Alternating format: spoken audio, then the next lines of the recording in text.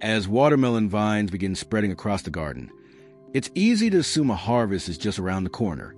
The plants may look vigorous, with long runners, large leaves, and steady growth covering more ground each week.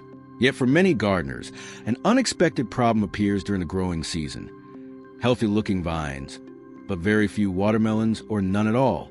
What makes this situation frustrating is that the issue often isn't obvious at first glance. In many cases, the plant is responding to factors that develop gradually, from pollination challenges and nutrient imbalances to watering patterns, plant spacing, or environmental conditions. The vines continue growing, creating the impression that everything is on track, while fruit production quietly stalls in the background. In this video, we'll take a closer look at 5 common reasons watermelon plants produce plenty of vine growth but struggle to set fruit. More importantly, we'll explore the horticultural principles behind each problem and discuss practical, research-informed ways to encourage healthier flowering and fruit development through smart gardening practices.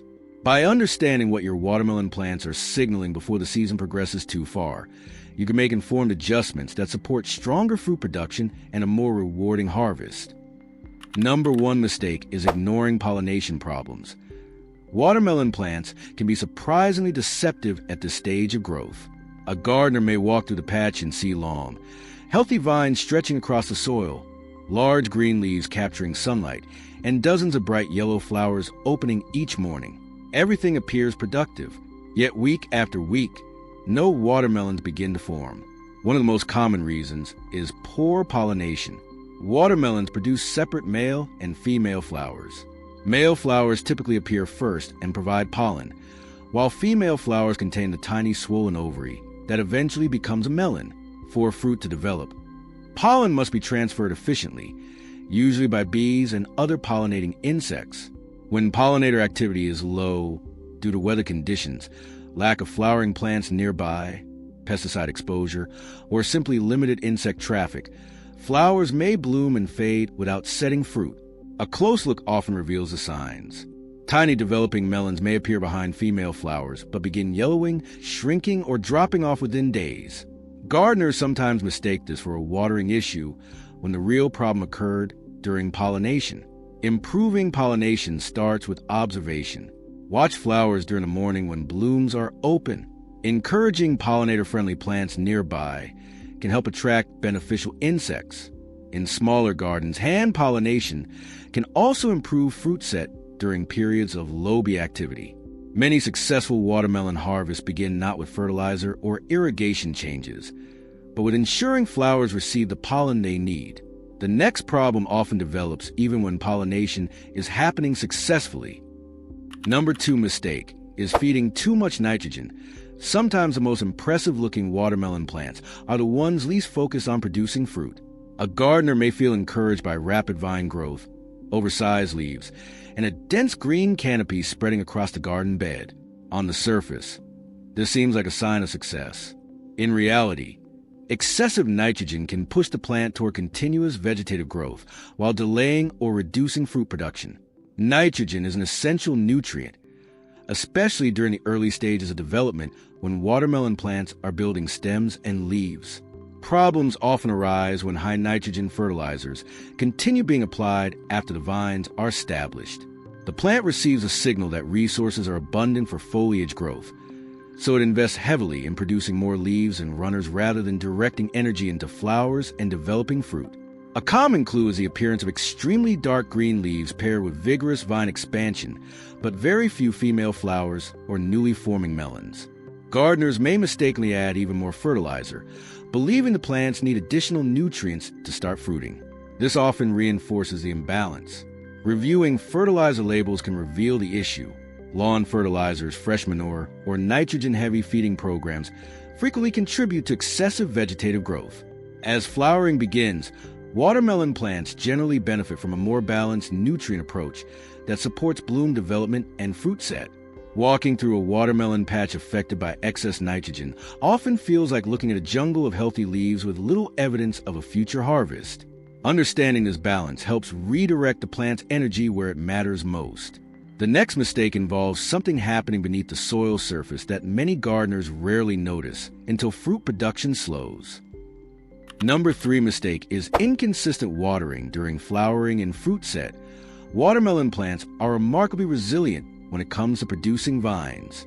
They can continue sending runners across the garden, even when moisture levels fluctuate.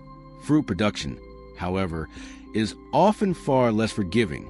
One of the most overlooked reasons healthy vines fail to develop melons is inconsistent watering during the critical period of flowering and early fruit formation. This mistake often begins with good intentions. A gardener waters heavily after noticing dry soil, then skips irrigation for several days because the vines still appear green. From above, the plants may look healthy, but below the surface the roots experience repeated cycles of stress and recovery.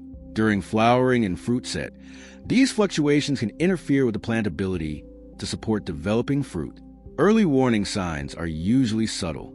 Flowers may drop prematurely, tiny melons can stop growing, or newly formed fruit may begin to yellow and detach from a vine. In some cases, the plant prioritizes survival and foliage maintenance rather than investing resources into fruit development. A useful habit is checking soil moisture several inches below the surface, rather than relying solely on the appearance of leaves. Mulch can also help reduce rapid moisture loss during hot weather. The goal is not constantly wet soil, but a steady supply of moisture that encourages consistent root activity and nutrient uptake. Experienced growers often notice that successful watermelon harvests are linked to regular watering patterns rather than occasional heavy soakings. A patch that receives stable moisture tends to support stronger flowering, better fruit retention, and healthier development throughout the season. The next issue is closely connected to garden layout and can limit fruit production even when pollination and watering seem adequate. Number 4 mistake is crowding plants and restricting airflow. Not every fruiting problem begins with nutrients, watering, or pollination. Sometimes the issue starts the day the seedlings are planted. Watermelon vines have a natural tendency to spread aggressively, and when plants are placed too close together, competition gradually develops long before gardeners notice any obvious symptoms. Early in the season, crowded watermelon plants may appear productive. The bed fills with greenery, bare soil disappears, and the patch looks lush and healthy. As the vines expand, however, leaves begin overlapping, airflow becomes restricted, and sunlight struggles to reach lower portions of the canopy. What initially looked like efficient use of space can slowly create conditions that limit flowering and fruit development. Dense growth often increases humidity around the foliage, especially during warm summer mornings. Moisture can linger longer on leaves, and the interior of the patch may remain shaded for much of the day. Under these conditions, plants spend more energy competing for light and resources. Pollinators may also have a harder time locating flowers hidden beneath layers of foliage. One common clue is vigorous vine growth concentrated in a tangled mass with surprisingly few visible flowers or developing melons. Walking through the patch may reveal leaves stacked upon leaves, while the center of the planting receives very little direct sunlight. Proper spacing allows air movement, better light penetration, and easier access for pollinating insects. It also makes routine monitoring simpler, helping gardeners spot flowers, fruit, and potential plant health issues earlier. A well-spaced watermelon patch often looks less impressive at first, but it creates a stronger foundation for fruit production as the season progresses. The final mistake involves timing and often catches gardeners by surprise late in the growing season. Number 5 mistake is waiting too long to address flowering and fruit set issues. Watermelon plants have a long growing season, which can create a false sense of security. When vines are expanding rapidly and covering the garden bed, many growers assume fruit production will eventually catch up on its own. Sometimes it does, but in many gardens, valuable weeks pass while underlying problems remain uncorrected, and the window for strong fruit development gradually narrows. This mistake is less about a specific gardening practice and more about timing. A gardener may notice poor pollination, excessive vine growth, irregular watering, or overcrowded conditions, but postpone making adjustments because the plants still look healthy. Meanwhile, flowering continues, fruit set remains inconsistent, and the season keeps moving forward. Watermelon plants have a limited amount of warm weather growing time to produce, size up, and mature fruit before seasonal conditions begin changing. When issues persist through multiple flowering cycles, The plant spends energy maintaining vines rather than successfully developing harvestable melons. By the time the problem becomes obvious, there may be less time available for plant to recover and produce quality fruit. One of the most valuable habits in gardening is regular observation, walking through the patch every few days, checking flowers, monitoring developing fruit, watching pollinator activity, and examining soil moisture can reveal small problems before they become larger limitations. Often, the earliest signs are subtle and easy to miss unless gardeners make a point of looking for them. Productive watermelon growing rarely depends on a single secret technique. More often, it comes from noticing small details early and responding thoughtfully. A healthy harvest is usually the result of many good decisions made throughout the season rather than one dramatic correction at the end.